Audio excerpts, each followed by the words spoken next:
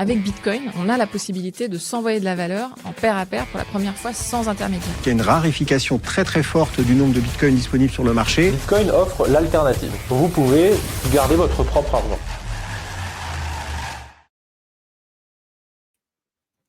Et salut à tous, j'espère que vous allez bien, j'espère que vous avez la forme en ce mardi 4 mars 2025 et on peut dire que le marché nous en met encore une belle cartouche.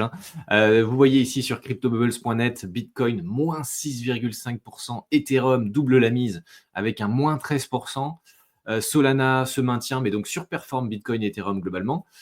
Et on a à part un ou deux altcoins comme Cardano ou XRP et Solana qui se maintient on va dire. Globalement, on est dans la panade. Regardez ça.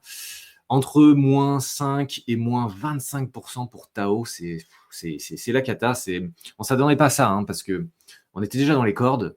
Ça faisait déjà des chutes successives. Et là, on se reprend à une bonne douche froide, sachant qu'on a eu, on va dire, l'ascenseur émotionnel. Parce que je ne sais pas si vous savez pourquoi Cardano, pourquoi XRP et pourquoi Solana s'en sortent un peu mieux que les autres, même beaucoup mieux pour Cardano. C'est tout simplement parce que Monsieur Trump a encore fait parler de lui cette semaine. Alors, pas sur Twitter, mais il a mis un post sur Trust Social, un autre réseau social qu'il affectionne. Il nous a mis ici un premier post en parlant de cette fameuse réserve crypto américaine, en disant que voilà, c'était important de la mettre en place parce qu'il y avait eu l'administration Biden qui avait fait un peu n'importe quoi. Forcément, il met un petit taquet au passage. Et il dit que globalement, il met en place des choses pour la politique des cryptoactifs, des actifs numériques. Il y a un groupe de travail là-dessus et ils incluent dans leur réserve stratégique XRP, Sol et ADA, donc Cardano, Solana et Ripple. Donc ça déjà, c'est des éléments supplémentaires parce qu'on savait qu'il y aurait une réserve en crypto, que ce n'était pas uniquement pour Bitcoin, mais qu'il allait forcément avoir des altcoins en plus intégrés à cette réserve. On a des noms maintenant, XRP, Sol et ADA, ce qui justifie forcément le pump de ADA à 21%, le pump de XRP et le pump, on va dire le statu quo de Solana par rapport à un marché qui se casse la figure. Mais globalement, on est voilà, sur la semaine, c'est la cata. Si on regarde au niveau du jour, c'est un peu mieux pour certains. Mais voilà, globalement, depuis 24 heures, on s'est ratatiné. Même ceux qui avaient été annoncés, Solana, XRP ou Cardano, se vautrent.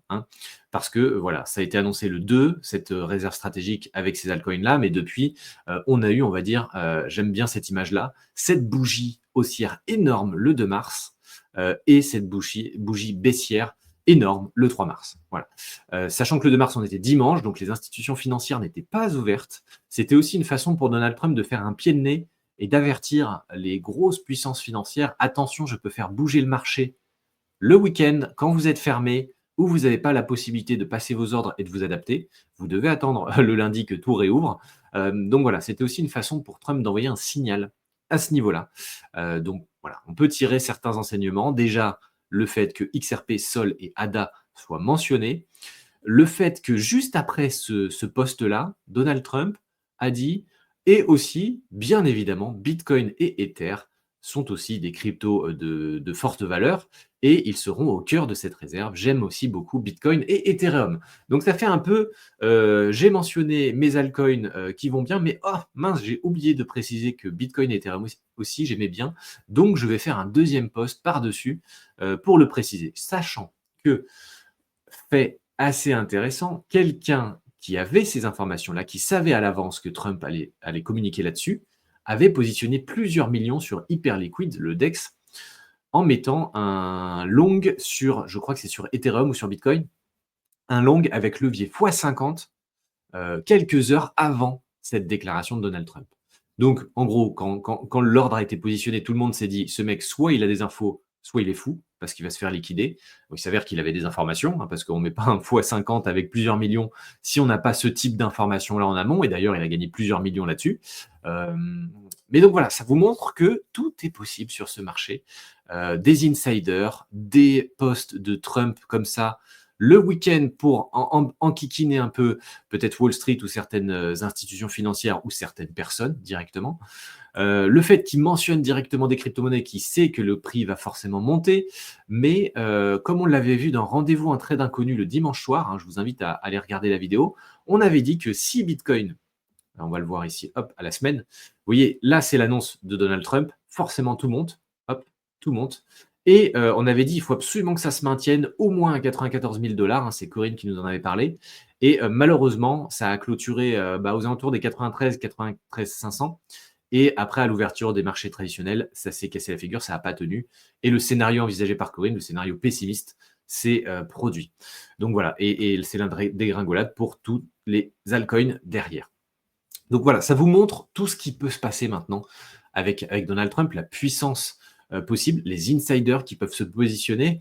Et voilà, le fait qu'on ait regagné énormément de confiance là, hein, une euphorie en passant de 85 000 à 95 000. Et le lendemain, patatras, on repasse de 94 000 à 83 000 $. Et on est même encore un petit peu moins, là, 83 544 $. On peut totalement envisager un scénario où Bitcoin va à 70-75 000 $, ce qui entraînerait encore plus bas tous les altcoins associés, parce que Bitcoin a encore une dominance qui est assez importante. Je crois que c'est 58% de dominance Bitcoin. Voilà, 58% de dominance Bitcoin. Voilà, donc ça, c'est la grosse news de cette semaine et plutôt, on va dire, du week-end. Maintenant, si on regarde le Fear and Greed Index, on est à 15. Hein, on était descendu à 10 il y a encore quelques jours. On est remonté à 15 parce qu'il y a eu un peu de news sur la réserve stratégique. Il faut prendre en compte quelque chose. Dans ce tweet aussi de Donald Trump, il faut se rendre compte qu'il n'a rien annoncé de particulièrement bullish. C'est-à-dire qu'il a juste dit quelque chose qu'on savait déjà, il y aurait une réserve en crypto.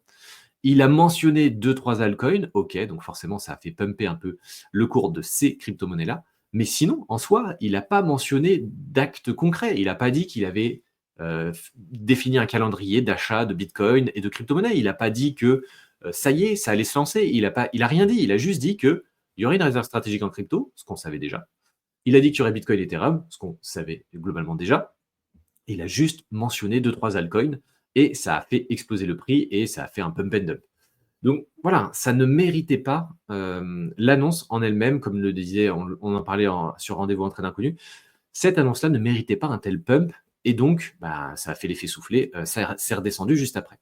Ce qu'on attend, nous, c'est que Trump, à un moment donné, il dise voilà, la réserve se lance, on a fait un premier achat avec tant de Bitcoin et on compte en acheter tous les mois à tant de Bitcoin avec tel montant investi. Voilà.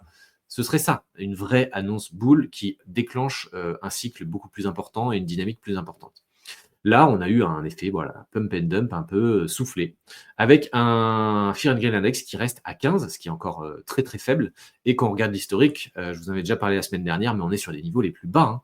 Hein. Voilà, on arrive sur des niveaux extrêmement intéressants si on cherche à renforcer certaines positions ou à constituer pour la première fois son portefeuille crypto. Attention, ce n'est pas du tout un conseil en investissement. Faites très attention, ce n'est pas un marché qui est fait pour tout le monde.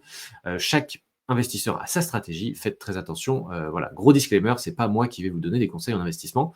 Mais on va dire que souvent, quand on arrive sur ces niveaux-là, ça rebondit après au niveau du sentiment. Et voilà, on sait qu'il y a quand même des fondamentaux qui sont plutôt intéressants en ce moment, surtout au niveau de Bitcoin. Voilà, si on part sur les news, on a Stratégie. Vous savez, MicroStrategy qui s'est renommée Stratégie détient désormais près de 50 milliards de dollars de Bitcoin. Ça y est, ils en ont encore racheté pour 20 000 Bitcoins, et ce qui fait que leur total de Bitcoin est de 498 700 Bitcoins, ce qui représente 2,6% de la capitalisation actuelle du Bitcoin. Voilà, donc Stratégie toujours bien positionnée et continue ses achats. Et en plus de ça, dans cette démarche un peu même de pédagogie et de dynamique Bitcoin, il lance un Bitcoin Hub, un espace de coworking géant dédié au Bitcoin. Ça fait plaisir d'avoir ce genre de news. Le Hub de Stratégie propose un espace de collaboration unique pour tous les avant-gardistes qui font avancer la technologie, la finance et la défense du Bitcoin. C'est Cryptost qui nous en parle. Ce projet permet à Stratégie de renforcer sa position de leader mondial en trésorerie Bitcoin tout en jouant un rôle clé dans l'adoption du Bitcoin à l'échelle mondiale. Ça, c'est bien parce que ce n'est pas juste l'idée d'acheter, c'est aussi de dire je favorise l'adoption, l'éducation autour de Bitcoin un peu partout dans le monde. Voilà. Donc, je vous invite à aller lire cet article de Cryptost. Et ensuite, qu'est-ce qu'on a ? On a aussi quelque chose d'intéressant venant du journal du coin qui nous dit selon une étude de Coinbase, que 80% du volume trimestriel sur le marché des crypto-monnaies est fait par des investisseurs institutionnels. Et c'est là où voilà, je veux insister sur le fait que on le voit avec stratégie, on le voit avec les fonds ETF. Ça y est, les gros poissons, les gros portefeuilles sont arrivés et voilà, génèrent du volume sur le marché des crypto-monnaies. C'est eux qui pèsent maintenant, on va dire, sur le marché.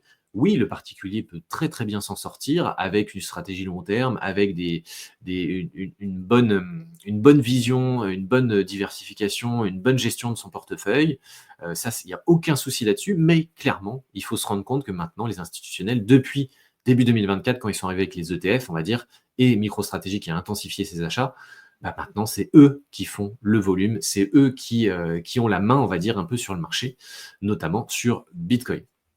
Voilà, si vous voulez regarder un petit peu qui détient des bitcoins en termes d'entreprise privée ici, avec MicroStrategy en tête, d'ailleurs, il devrait renommer, maintenant, c'est plus MicroStrategy, c'est Stratégie, qui détient 2,37% des bitcoins existants, mais aussi les ETF, vous avez ici tout le détail, c'est très intéressant, et on voit que les ETF ont injecté plus de 111 milliards de dollars en un peu plus d'un an sur le marché des crypto-monnaies, c'est énorme, et ça représente, ils détiennent 6,36% des bitcoins existants sur les 21 millions.